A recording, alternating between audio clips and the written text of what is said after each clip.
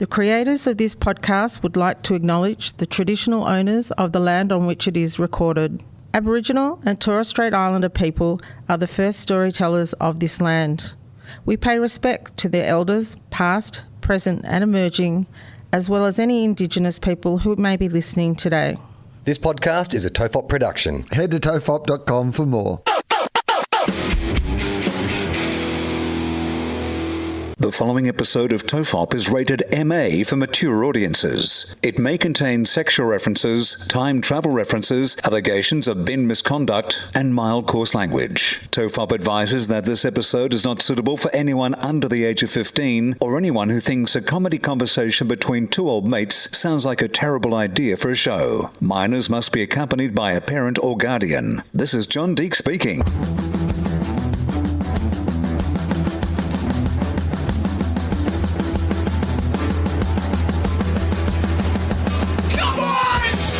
Everyone relax, this is TOFOP. I'm Charlie Clausen. I'm Will Anderson. Hello and thank you for watching. Will, a bit of magpie news straight off the bat. It's become a hot topic. Really, who would have thought? It's one of those. Who would have thought on this show a small little story would become weeks worth of content? But it's really gotten the listeners going. So I had a lot of people write in with magpie related content. This is from Sarah. Hi guys. I'm in the middle of IKEA listening to your recent episode.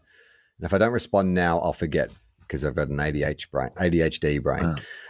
You're talking about Charlie's magpie issues, and I can empathize. I've been swooped and hit in the head 3 times. One was twice within 30 seconds. That was on Brown Cardigan for sure. The lady who got hit twice in 30 seconds, and they would have overlaid some kind of Mike Tyson fight sound effect or something like that as the magpie came. Ding, ding, ding, ding. Are we suggesting it's there's a second shooter? Is this a second? This is a second magpie, or is she going to explain whether it's? No, I think no. She's just saying. I don't know. Actually, I've been swooped a lot in the head, hit 3 times, twice within the 30 seconds. Because twice within 30 seconds, I would consider if it's the same magpie, you can't count as a separate incident. That's just part of the same attack, right? I'm no ornithologist. Yeah. So what is it? No. I'm no horny. No, it's easy for you to say. You're no hornithologist. I'm no hornithologist. But the magpies don't swoop. There's only one swooper. I imagine if they're being territorial with you, they're also being territorial with other maggies. So it could only be there can be only one. It's the Highlander principle, Will. Okay. So, all right. So she was just swooped, hit in the head twice by the same magpie. I mean, he already had his confidence up at that point, though, didn't he? He's already got you once. He's come in 30 seconds later for another swoop. Yeah, I think I got hit twice the other day. Now that they've ramped up their aggression, it's escalated. It's gone from intimidation techniques to actual beak striking against my helmet. And there was definitely more than one hit. I think I may have gotten 3 times. So, you're not impressing anyone, Sarah. She's got some quick facts about maggies that might help. Okay, great. Oh, good. It's finally good to bring some facts to the table after 8 weeks of conversation around this topic. It's good to finally get some facts. What percentage of magpies do you believe swoop, if you had to guess? Oh, interesting.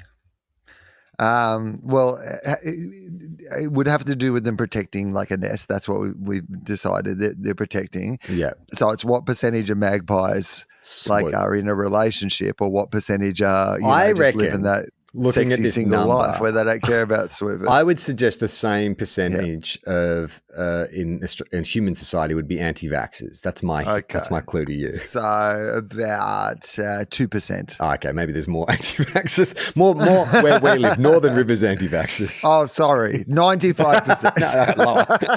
10% of magpies swoop. So that's good to know. Yeah. That it's not all magpies are pricks. It's just not all magpies. Not all magpies. I've always said just just a few bad apples, just a few bad mapples. Exactly. In the bunch. Okay. Every swooping magpies are male. Yes, we know that, Sarah. We I believe we were the ones who told you guys that magpies are male. FFS. No one's mum is swooping you, but their territorial dad is. Right. Number 3, do not attempt to kill the magpie. Why, Will? because they will hunt you down and kill you, John Wick style. Correct. I know you were joking, but that's actually correct.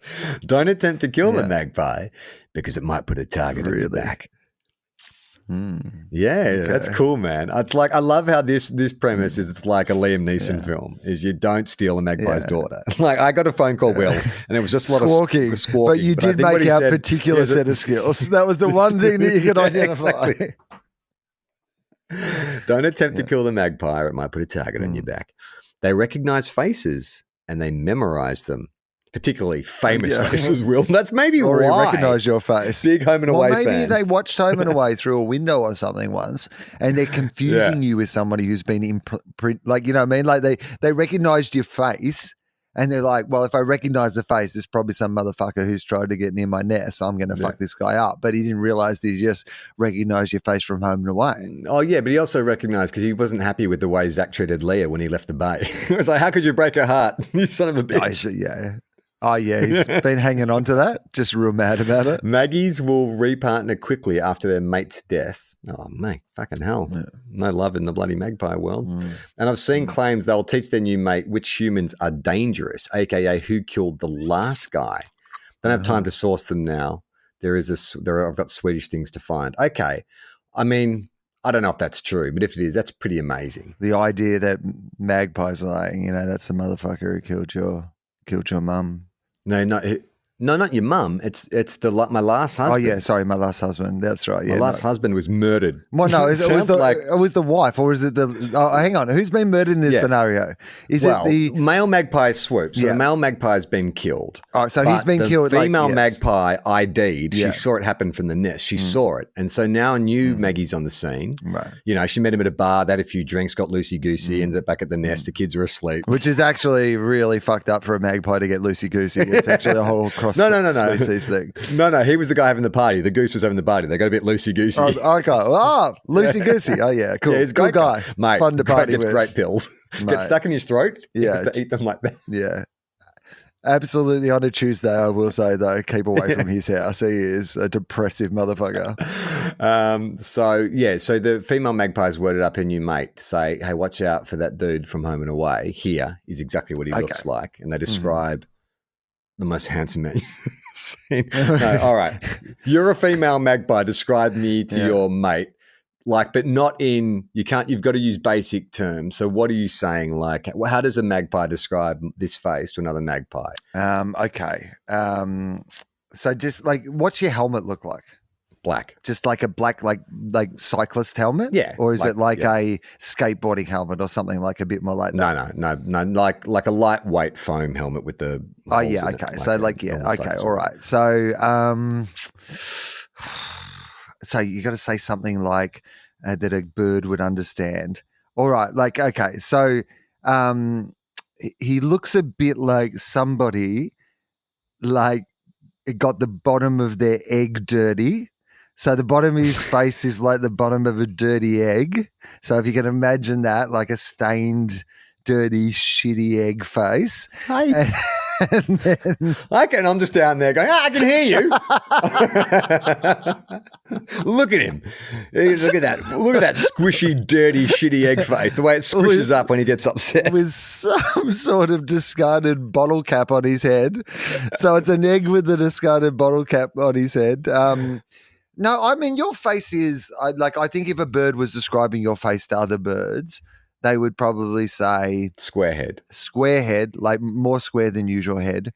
Not an entire box. Don't look for like a box head, but it is like just a rounded edges box. Yeah, exactly. Like, yeah, that's right. Like somebody's had to make one of those. Remember there was like a Rubik's Cube and there was a Rubik's Snake? No. No, so it was like essentially it was like the Rubik's cube puzzle, but it was like a long sort of So you would have to do it and it would like form different shapes of the snake. Yeah, I'm typing. And so like your head looks like somebody tried to make a face out of a Rubik's snake. Yeah. Like it's almost like early CGI, like when it was all polygons and stuff like that. Like just everything was like square-ish. Like, you know what I look like? I look like the removalist in Money for Nothing, the Dire Straits song. You know, when it's like really cheap computer animation. You know what I did last night? This is like anyway, this is not last night when we're actually like when you're hearing this episode, but last night when we're recording this episode, it was the preliminary final in the AFL. When I had I didn't realize the game started a little bit later than it usually does. So I needed to fill in about 10 minutes. So YouTube is your perfect place to go for 10 minutes of fill in. Yeah. And I watched two things. Firstly, I watched Weird Al Yankovic's parody of Money for Nothing by Dire Straits, weirdly enough. I've never even heard that. Yeah. Well, do you? Yeah. Okay. So you've never heard it? You don't know what the parody was? So he recreates the film clip. Yeah. But it's about the Beverly Hillbillies. So he tells the story of the Beverly Hillbillies to Money for Nothing. And it's like all of Weird Al's stuff. Quite good. Do you know what I mean? Like, so it's like the lyrics from the Beverly Hillbillies basically, song? Yeah, right. Oil, that is. It does all that. Nothing. Yeah, wow. to Money for Nothing. It's well worth checking out. And then I went down to trailer for the Weird Al thing. Yeah, yes, absolutely, 100%. I went down a Weird Al little rabbit hole last night where I ended up watching a lot of Weird Al Yankovic film clips and a few that Amish Paradise, Gangsters Paradise, Amish Paradise. There's some quality stuff there. But weirdly enough, it also took me to, and I think nice. I think you told me about this at the time, but I don't think I'd ever seen it, which was Bill Hader, where he's the deep fakes where Bill Hader's doing the interviews. Arnie? And there's Arnie, but there's an Al Pacino one, there's a Tom Cruise one. And what they do is, if people haven't seen these, because I've seen deep fakes before and I've seen actors doing deep fakes, but I didn't realize, I think when you were telling me about this, that it just does it on his face mid-interview and it is seamless. Like suddenly that person is there with the voice and the face, and that's 3 years ago. What the fuck can they do now? Who are you? Are you Charlie? Were you killed by a magpie and they've replaced you with a deep fake Charlie? Yeah, no, that shit is insane. And it's wow. Yeah, you're right. 3 years ago, who fucking knows that technology? I mean, even now I get those weird Instagram ads in my feed, and it's it's always Keanu Reeves or Tom Cruise. I don't know. I guess because they're two of the most photographed men in the world. There's heaps of fucking reference photos, but it's always them doing some menial activity, like doing the dishes or riding the bikes. Because I guess it's some computer nerd at home.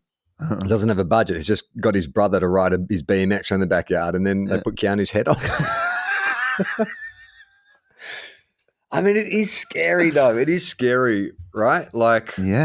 I mean, you look at what's happening in the States at the moment, and just how fucking insane the political stunts are getting, and this how long before a Newsmax or whatever just releases a deep fake, maybe unwittingly, where it's Joe Biden saying, "I'm going to cut open and eat the entrails of every MAGA voter," and they think it's real, and then someone dies. Yeah, that's soon, right? Or the opposite way, where it's now at the point of plausible deniability, where you can go, "That was not me. That was clearly a deep fake." Oh yes. Yeah, so it's the Shaggy principle. Yeah. So Sarah finishes up by saying there's a magpie alert map, which is really useful. It relies on people self-reporting and includes Vendrica. Yeah, I've been sent that. There is a magpie app you can choose. How about this? Lismore plainclothes cops shot a magpie in the middle of a weekday at the shops a few years ago and injured an old lady and caused a bit of a stir. Can you imagine the justification in Australia? We were just talking about America. I could imagine this happens all the time. But in Australia, for a plainclothes officer to draw his firearm. Do you think they were undercover? Were they staking out the magpie? Just riding back and forth. This was a sting. They got their rookies to just put on a stack hat and go up and down the mall. Yeah, congratulations, Constable. Here's your stack hat now. But we talked in the very beginning about what is reasonable force? What am I? And I was talking golf club or tennis racket. This cop has just gone straight up execution style. He's got a gun, man. But is that justified? Is that a justified life in danger? I know that people can have accidents related to a magpie attack, but they're not lethal attacks. Like if it was a rabid dog, sure, okay, if it was one of those land sharks, if it was a Sharknado that had blown because Lismore wasn't near the water, if the sharks had been blown in somehow, yeah, sure, draw your firearm. But a magpie, I mean, come on. I mean, look, you'd have to think that You couldn't have tased it first? all right, you know what? Blokes with guns kill magpie at Lismore shopping centre. You found it. Okay, here we go. So the magpie was at the Whyalla Road Shopping Centre in East Lismore, and it swooped one local resident too many. 2 plainclothes police came along and shot it Tuesday lunchtime. So the magpie was swooping local residents, and the plainclothes police have come along and shot it on their lunch break. But that seems extreme. Would you imagine, you don't hear gunshots in Australia very often. If you found out it was because there was a swooping magpie, and it was in it, this is a busy part of Lismore. It's not like it's a country road. It's a shopping centre. There's a mall and stuff, pedestrians, people on their lunch breaks. The New South Wales Police Force Handbook has a whole section on destroying magpies, which instructs police to use a shotgun. Oh, okay. So he didn't pull out his handgun. He went down with a special, a shotty? I mean, that's going to absolutely decimate the magpie. Local residents, though, were very angry about it. The Facebook page. This is why that rap band MWA, they formed after this because they were so upset with their treatment hands of the police. Like Magpies with Attitude. You haven't heard that song? Fuck the No, police. I remember. Swoop the Police. That was their song, right? Wasn't it? Yeah. So, all right. So, follow up to the East Lismore magpie shooting yesterday. I just spoke to one of the attendants from Spa. That's the local shops there, the supermarket. She said she was pretty scared. 2 guys with a shotgun, so they did use a shotgun, and no police ID walking around and shooting. Yeah, well, I guess if they didn't identify themselves as the police, and they just started shooting a shotgun at magpies, there was how's this? Is the final comment? There is a lone magpie there now. It ignored me as I walked past. Fucking learned your lesson, didn't you, magpie? You kill one, you teach the rest. And it's not like that magpie didn't recognize you. As we know, they have a great memory for faces. That thing was fucking shitting itself. Oh, my God. Will, I've one bit of advice. If you ever hear a shotgun ring out like a bell, just grab your 9 because all you'll hear is shells. You'll fall to the concrete real fast, but just jump in your car and slam on the gas. How's this? One local spoke out against the magpie in question, writing, the dead magpie started his attacks at the beginning of August, pursuing me from Avondale Avenue all the way to the Spa.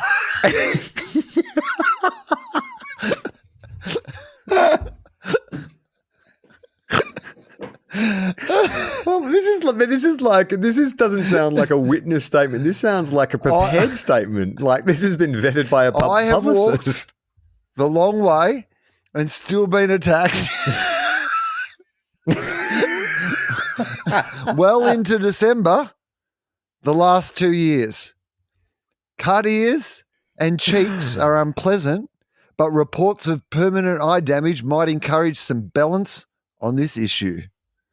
Well, there you go. All right. Wow. Was that a letter to the paper? That sounds like a letter to the local paper. I believe that was to the Facebook group where everybody else was saying it was a disgrace that the magpie had been killed. But this person... Always back to blue, mate. Yeah. Always back to blue. Yeah.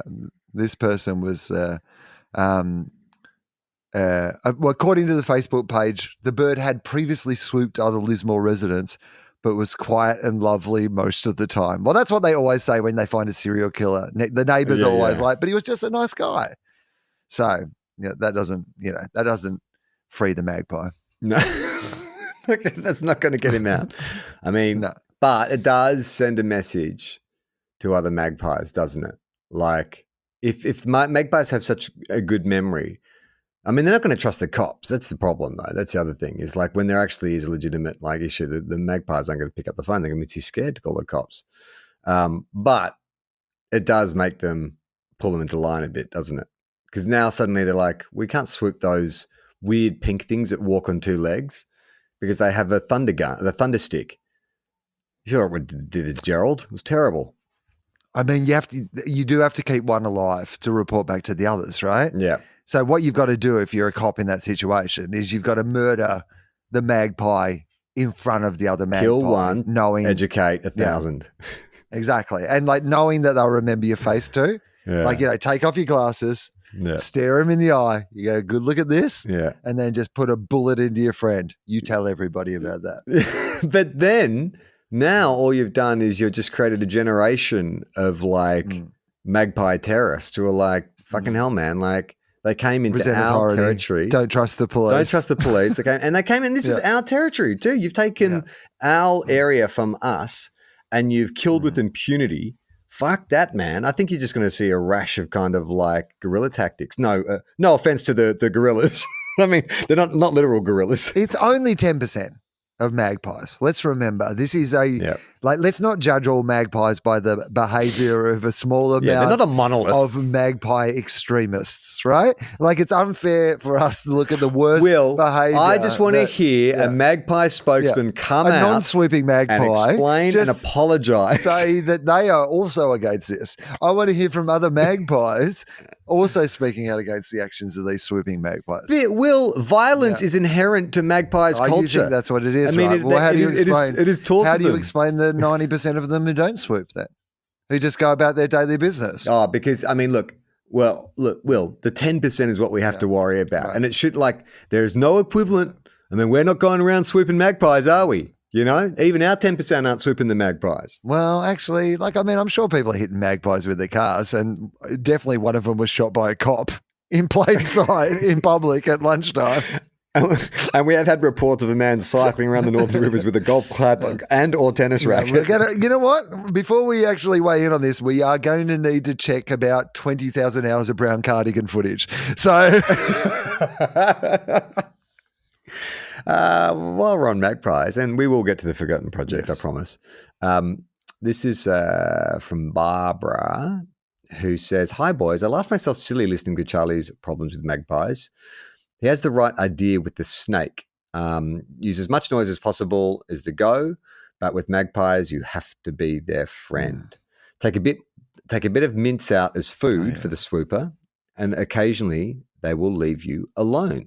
So that's something that is the third act appeasement of every superhero team up. We started off enemies, but then we become mates and we fight hang on. I'm not sure that's you've skipped ahead there to the idea that you would become mates and then team up against others. No, this is just appeasement.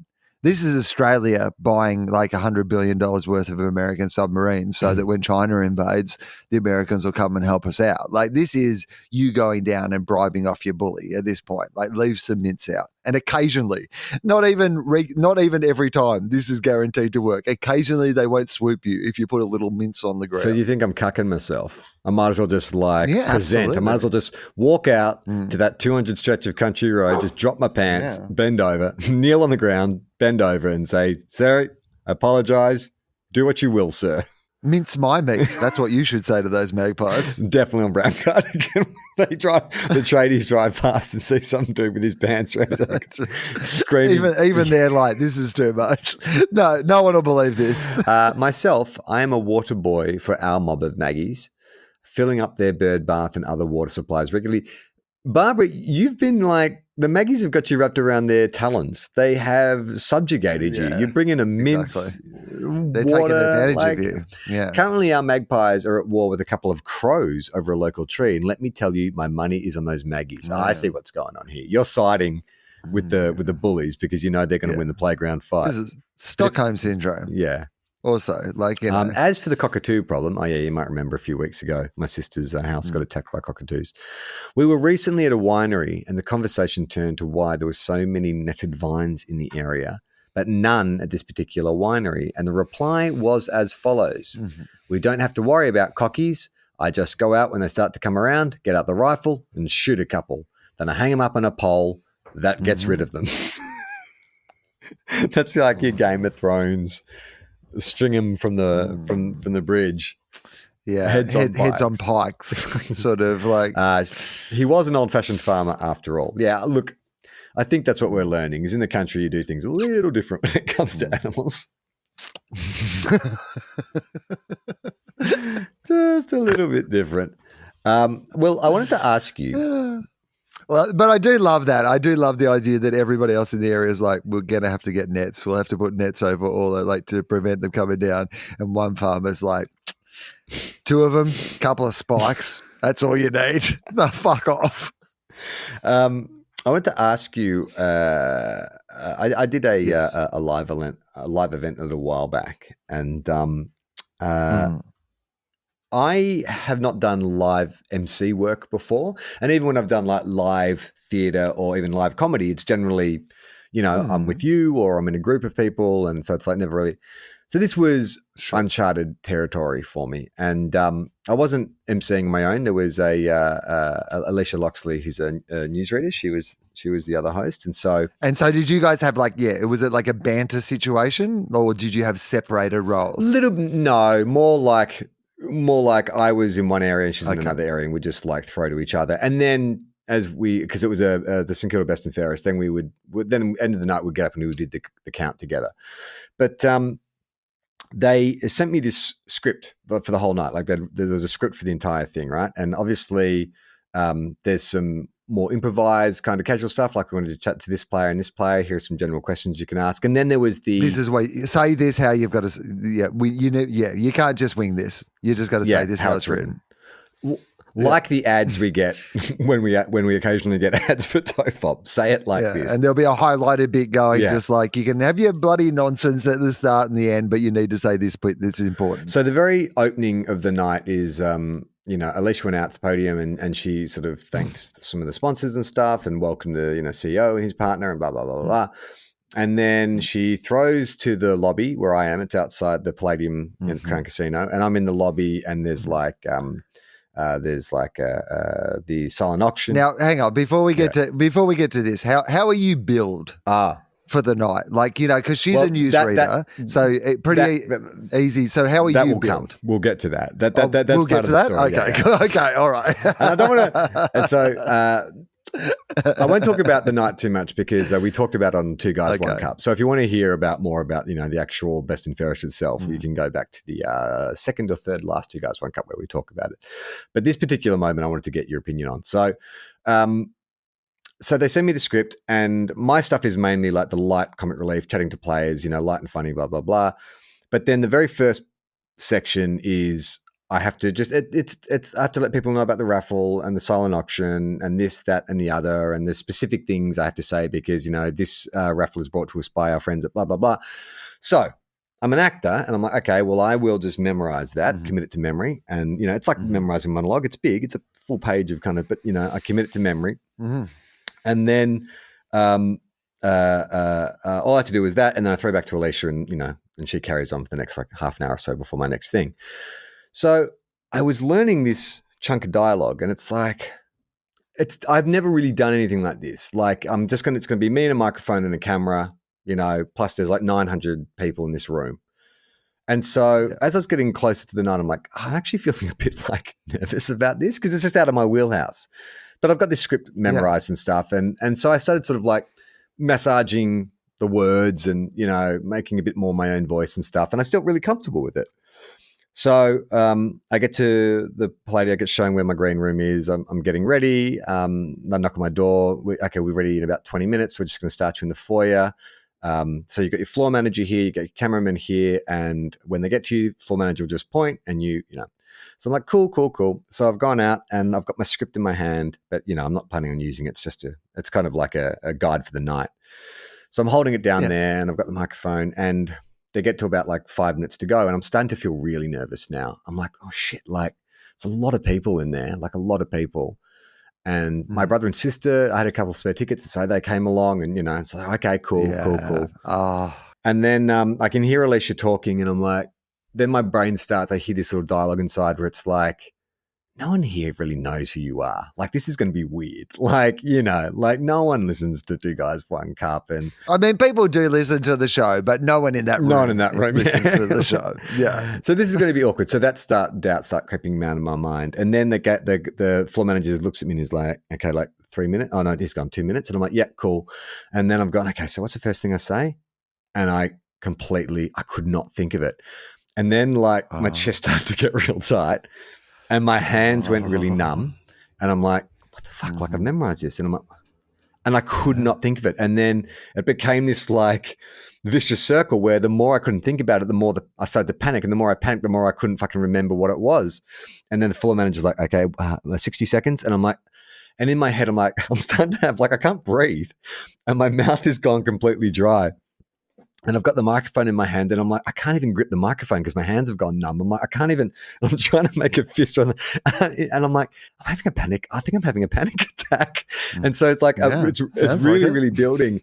And I'm thinking in my head, like, you got the script in your hand. Just look at the script and remind yourself. And so I'm looking at the script and it was like, I was looking at the words and they might as well have been written in like Swahili. Cause I'm just like, oh yeah, no. Well, you were having a panic attack. They should have got you a doctor. Like literally there was probably a medical professional in the room next door. In fact, probably a heap of them in there who could have really. Well, he presented one of the awards. I had to introduce him.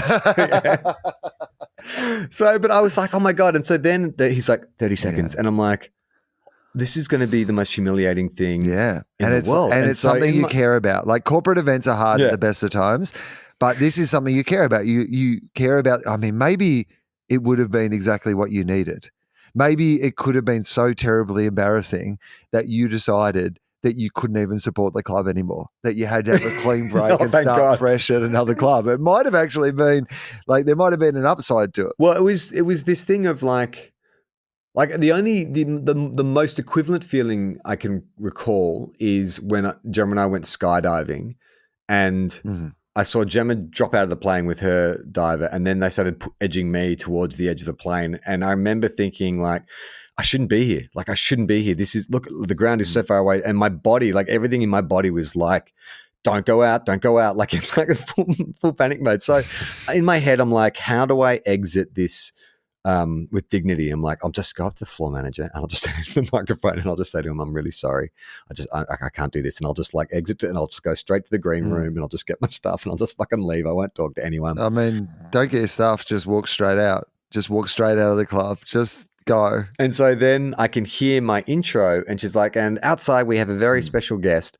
You might know him from Blue Healers, McLeod's Daughters, and she starts reeling off the TV shows. And I am like dying. Like it feels like I just can't feel anything.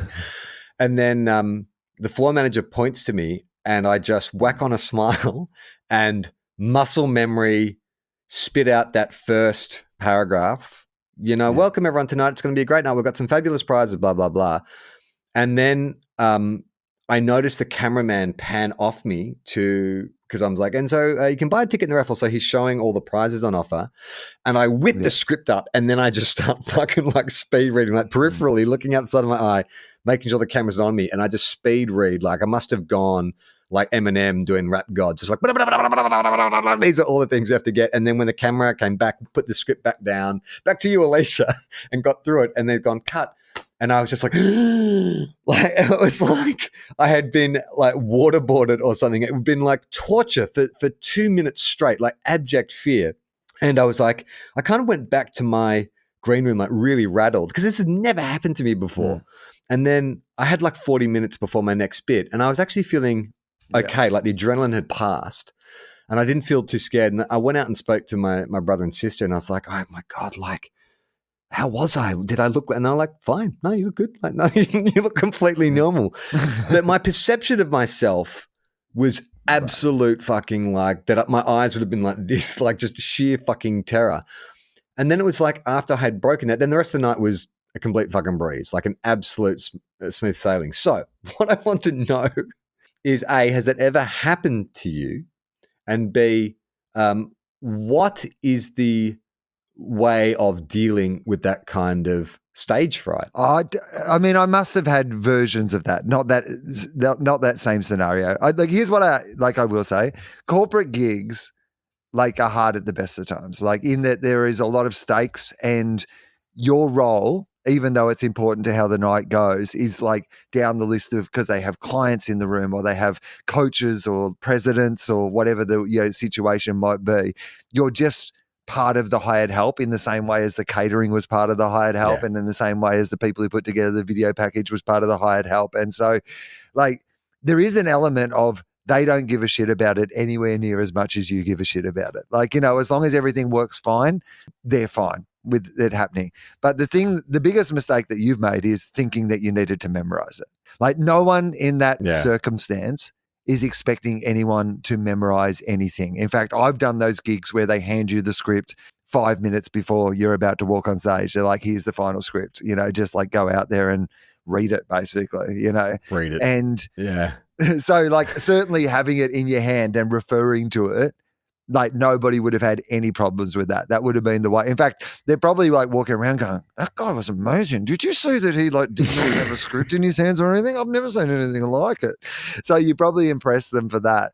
But that idea of feeling like you speak really quickly or even speaking really quickly in that moment, feeling like you can't remember anything. I've seen people go through it, and I've certainly had moments, in my life where like the biggest thing that I like could recommend for that moment is honestly, you were kind of halfway there.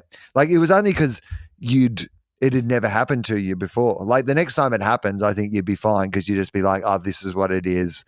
Like, it probably will never happen again because of that, but you'd be able to recognize it and just go, oh, okay, this is fine. There's a way of getting around this and the stakes. I actually honestly don't think I've ever had a panic attack before. I've had anxiety attacks, but this was like an actual physical. Yeah, that's my brain absolutely what it sounds like. Basically what you've just described there is at the heart of the only reason that I've been able to monetize my very limited skill set is because I don't really have that.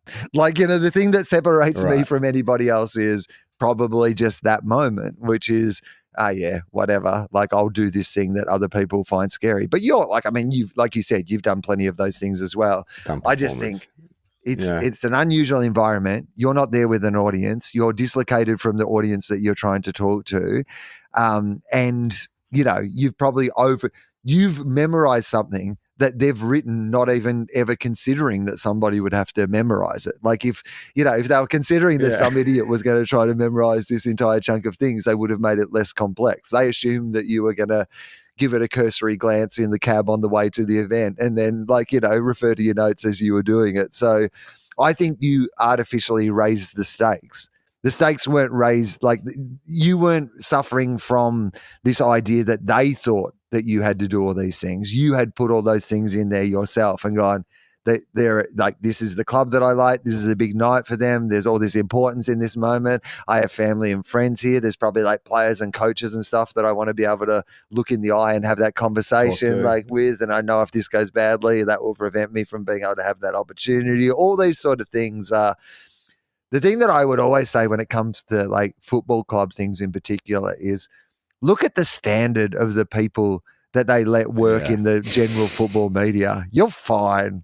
You're absolutely fine. Your worst job is still a pretty good job by the general standard. Well, that turned out to be the result. Like by the end of the night, people were quite complimentary. And I was like, really? Like I just felt like I was stumbling and bumbling and didn't really know. But you're right. I think compared to what they're used to and what they'll accept. We work in the football industry. 95% of the conversations we have are incomplete sentences and words I don't understand. You're like our Adam Spencer. We were blown away by your grasp of the English language. Oh, it was so interesting though. Like it was but the psychological aspect as well. The idea that once I broke through that, like once the adrenaline left my body, it was almost in a way like flushing an engine.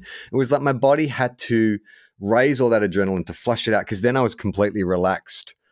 Like I had a brain ejaculation essentially. Like I just sort of like peaked, and then after that, I was very very relaxed, very calm. Was able to perform better because I'd gotten that sort of like that first moment out of the way. But it was just so strange because I too have seen people have like stage fright, panic attacks, things like that on stage. And like, do you remember that it's sort of a different circumstance. Remember when Ashley Simpson, Jessica Simpson's sister, got caught miming on Saturday Night Live? Have you ever seen the video of that? Mm-hmm. Where, you know, they start playing her vocals too early or something like that. And there's this moment where she stays on stage and she tries to kind of like, she does a funny little jig and then she just bolts.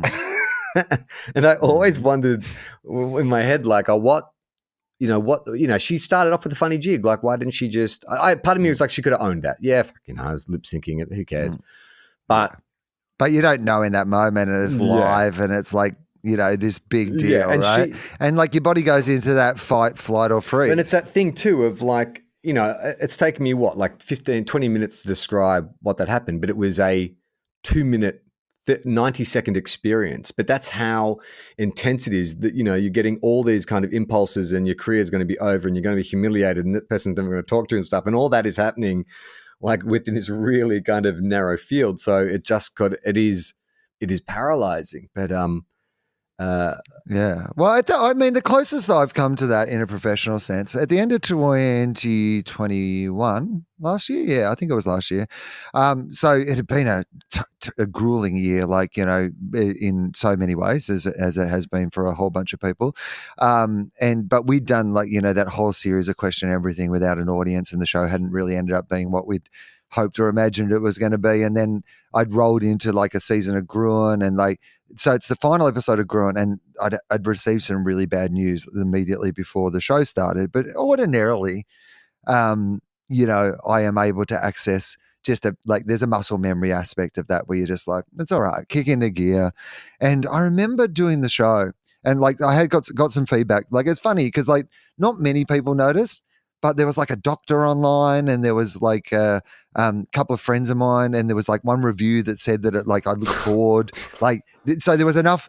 No, but there was enough people who like had noticed that there was something just like a little bit off about the night. You know, not that many, and it was I think a version of a panic attack. It didn't disable me from being able to do the show, but I remember a few times during the show just really feeling like there's a part of me that normally, if like the energy is a bit low or if the show needs something or whatever, I'm like, as I'm hosting the show in my head, I'm also having that conversation of what you need to do now is like, you know, bring a bit of energy over here, or like throw in a joke here, or do this sort of thing. And I was having those conversations, and then I would try to do those things, and they just wouldn't happen. Like I would try, like you can even see it in the show. There's like 2 or 3 times where I do kind of like nail a joke or hit a moment, and you know, it's like, and then just it immediately kind of resets to what it was. So what was going on there? So was your brain, could you not cognitively pick where to go next, or was it just because you weren't getting the response that was carrying on to the next? No, because when I did it, when I was able to achieve it, it would work. But I just was like, It was like putting your foot down on the accelerator, like expecting that your car would move forward, and it just wouldn't move forward. Like, you know what to do, you know, and then it's so just weird. Like, oh, hang on, why did that not happen? Like like in my head here, I'm going, here, do this now. And then I would go to do that thing and it wouldn't happen. I described it afterwards to my team as like feeling like I was just in quicksand. Like, you know, that I just was like, and it happened. It was going on the entire time that I was like hosting the show. So it didn't stop me from being able to do it. I was still able to sort of, you know, host the show and get through it. But I certainly wasn't able to, like, it was the only time that I've ever done it where I was like, I actually am not in control here. Like, you know, like I am sending signals that are, like, you know, my body is not respecting the signals that I am sending to it. There are these 2, I don't know if they're still doing it, but a few years ago, there were these 2 comedians in America who had this prank war, this escalating prank war. You might have seen a few of them went viral. One was, you know, one of the guys went to a basketball game where they blindfold people and make them take free throws. And so his mate had gone out and convinced the crowd, no matter what he throws, just cheer like he's won. And so when he takes the blindfold, he'll think he's won like $1 million, but then, you know, we'll tell him he hasn't won anything. So that was, and so it just escalated. And one of the pranks that one of them played on them was he knew his mate was doing this stand-up gig. So he went out and got to the audience first and was like, whatever my friend says, no reaction. Don't laugh, don't talk, don't even like groan. Just give him absolutely nothing. No reactions at all. And so his mate came on and, you know, unwittingly started doing his stand-up act, and it's just dead silence. And so he's, oh my God. and then he sort of turns on them a bit and there's still nothing. Yeah. And so he cuts his act short by about 5 minutes. And then his mate, because, at the end of each prank, they'll run out and go, hey, it's a prank. And they found him like just wandering the street outside the comedy club and like prank. And he was broken. Like it had broken his brain. He was just like it had been such an incredibly upsetting. And it's that thing of like he put his foot down the accelerator and the car didn't move. And then like he had no idea what had gone wrong. And it really, like for a moment, just broken his brain. Well, that would break my brain. The only thing that I would think in that situation is I'm involved in a long-running prank war. Hopefully this is a prank. And then I discover afterwards, I keep going, yeah, I get it. It's a prank. Okay, prank's over. And then I discover at the end that like my friend's at home. This is not a prank. It's just a terrible gig. Where are the cameras? No. You know what is not a prank, Will, is the Forgotten Project, which it could be because we mention it and then, it's on brand, I suppose. Let's get to it. Yes. So the Forgotten Project is where Will and I ask people to send in things that we have talked about but never finished, or stuff we promised to talk about or never got to. And in this instance, mail that was sent in that I never read out because I forgot to. This came from a David who said, I came across your show, TOFOP, and I would like to ask if you'd like to have Mr. David Weiss on to discuss the topic of flat Earth. Now, David Weiss is a flat earther. We did talk about him, but we didn't actually watch. I've got a video here. It's a 4-minute video in which David pitches why the Earth is flat. So I thought we could watch. So we're able to watch it and respond to it. Yes. Yeah. Okay. It's mainly audio really, but it's on YouTube. Right. So I'm just going to bring up my screen. This should work, hopefully. Okay. Well, let's see. All right. You got it there? Oh, yeah, I do. Okay, great. Yeah, all right. Great. Sorry about that, everyone listening. We have the screen, and I'm just going to take it off mute. So this is David Weiss explaining why the flat Earth is real. Okay. You're very left-brained, I think. I'm very right-brained. I want to hear in your own words, what really motivates you to awaken people to flat Earth? Yeah, so I hate the deception of this world. I hate how we are living in the zombie apocalypse. There's people out here that have no idea what's going on. You guys, we're not even... All right, let's just pause for a second. Yeah. Okay, so firstly, I did not expect that he was going to be the guy who was the expert. So what we're looking at for people who can't see this at home, but it's like a Zoom panel or whatever. Like, so everybody... Earthers. Yeah, they're all flat earthers and it's all on the screen. And so there's kind of like 3 squares, and then like one lone one down the bottom. It looks like Bob Geldof, that guy, a little bit. Yeah, and he's got a picture of like a rounded curvature of like the Earth in his background, right? Well, maybe not. Maybe they're not all flat earthers. Maybe it's a debate. Who knows? Well, I thought that this guy was going to be, I just immediately assumed because his square was like separate to the other ones that he was going to be the expert, not the guy who looks like they're not the guy with the backwards Kangol hat, it seems, on in the bottom corner. So anyway, I was already surprised by who it was. What are your other observations? Well, my other observation, the first thing he said is I'm tired of the deception and the zombie apocalypse we're living in, which to me sounds like a bit of a contradiction because I'm pretty sure we are not living through a zombie apocalypse. I mean, he thinks that, like, I assume he thinks that we're all zombies though, right? Like we're brainless. Like, Yeah.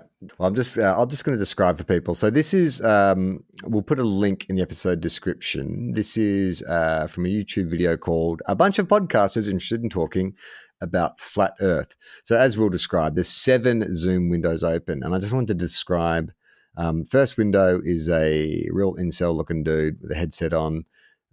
Top middle are 2 guys who look very broy as well, all like, caps and hoodies. And they have a poster behind them which says truth or theory. And it's kind of like a Illuminati symbol with a rabbit's head in the middle of it. Then we've got another guy who looks a bit skeptical. He's sitting down there with a microphone on. And then there's another guy. Just as the bottom window is a dude in front of a picture of the Earth, there's a guy sitting in his office and he has like an inflatable exercise ball behind him. like a globe behind him. So I'm wondering if that guy's also a skeptic, because I just assume they're all flat earthers, but maybe not. Well, maybe we'll find out when David continues. Even all on the exact same page, but we're awake and aware that there's deceptions in this world. There's people walking around that believe that the government's here to help us. There's people walking around who believe the government is here to help us, Charlie. I mean, that is, I've got to be honest with you, I'm slightly sympathetic with him on the people's delusion that the government is here to help us. So maybe he is a more sympathetic figure than I thought. Screwed.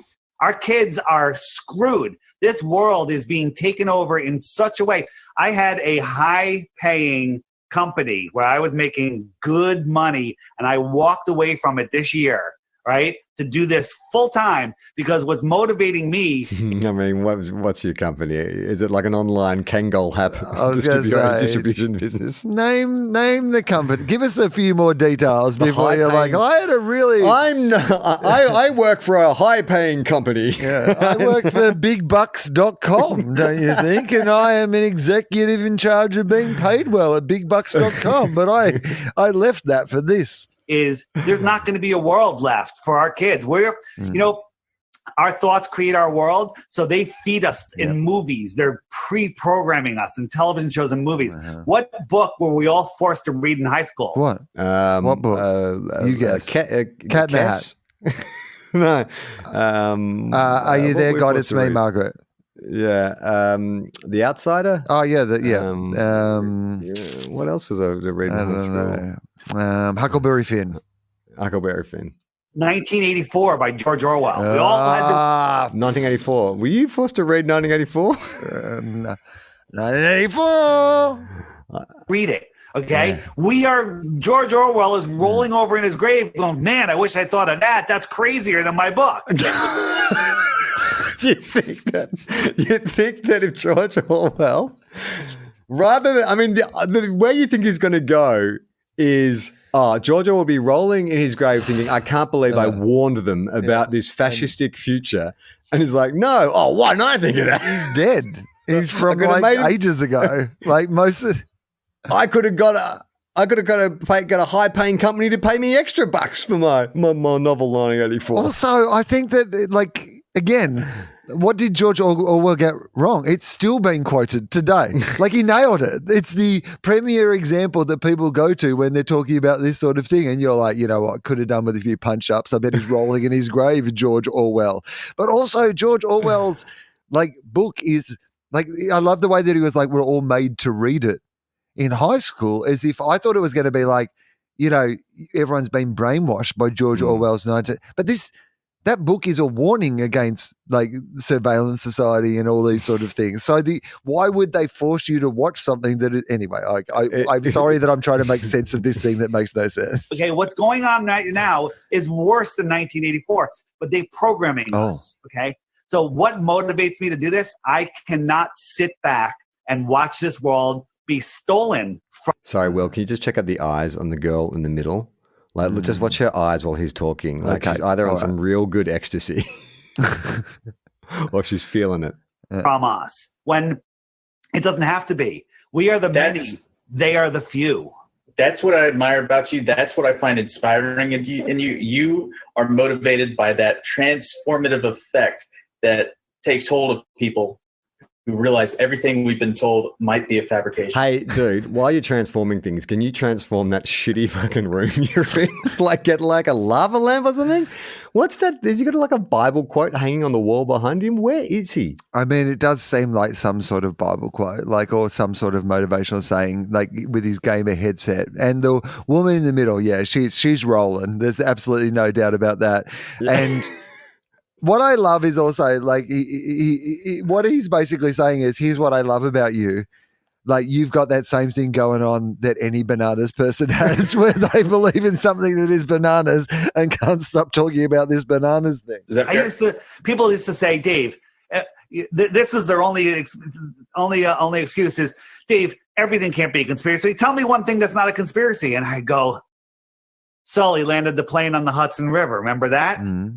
Well, guess what? That wasn't real either. What? Okay, I got nothing. Come on. I know. It was a little high. Tom Hanks played Sully. Okay, annoys me. That he is Yeah, so yeah. annoying. And But if what? you Are you look- saying it really didn't happen? It didn't happen. Why? Tell me. I why? don't know why. But Right, I there was mean, a how do whole- you know it didn't happen? Because I looked How do I know into it did happen? But Listen, stoplookthink.com. It might be there. Stoplookthink.com. If you want your mind I blown, heard the ATC guy crying.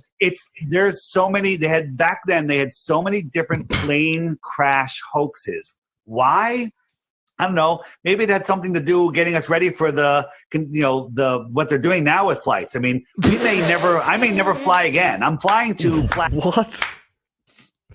Like, firstly, Sully did not land the plane. I'm starting to suspect that the woman in the middle might be a That's what it by is. the way. Her eye rolling might have been like She was trying to because inject some I got the logic into impression that she Yeah. might be like either a skeptic or logic or trolling or something like that. Because her response to this seems to be that she does not actually believe that Sully did not land the plane on the Hudson.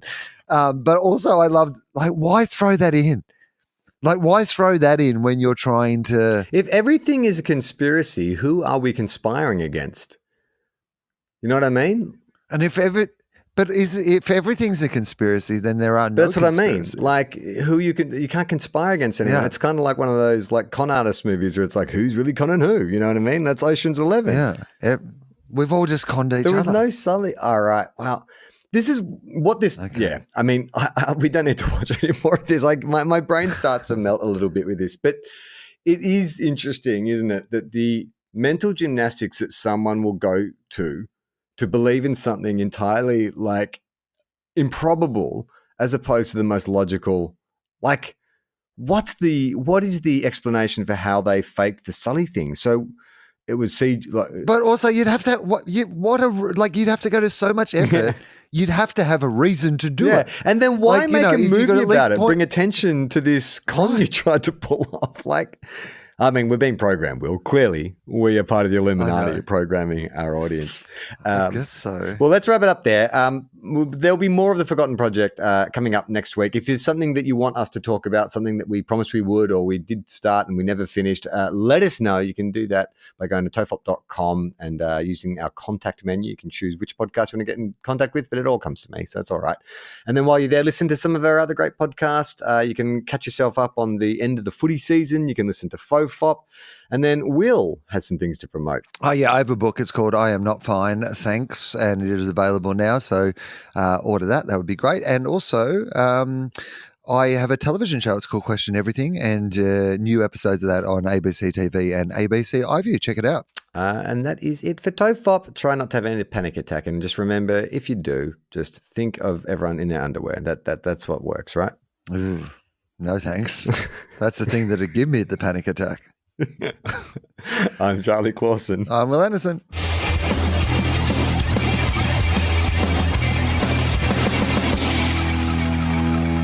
How long? Not long.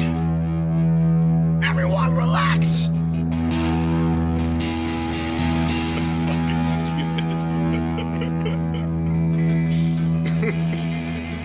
This podcast is a TOFOP production. Head to tofop.com for more. Cool things for cool people.